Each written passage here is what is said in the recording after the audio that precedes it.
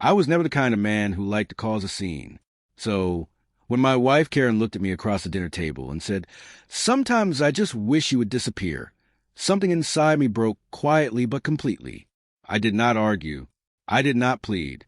I just stood up, feeling very calm, and walked out of the home we built together.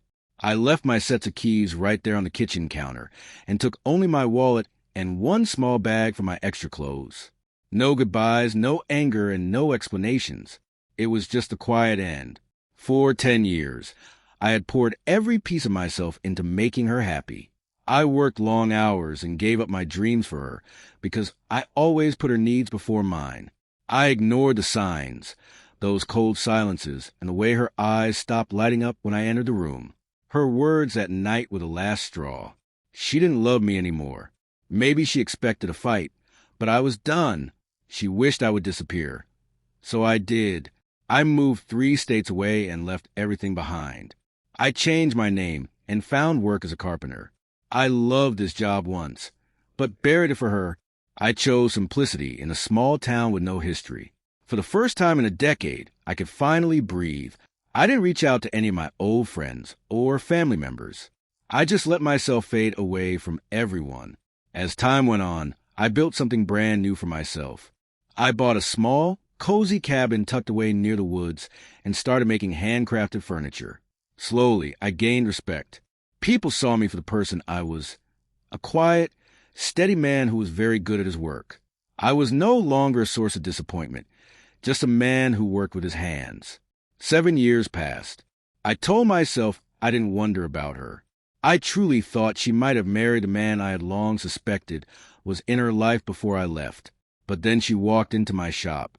Her clothes were pricey but worn from travel. Her face was older and her eyes were tired, beyond just lack of sleep. When she saw me, she froze. I did too. "Michael," she whispered. That was my old name, unheard for years. "You're alive."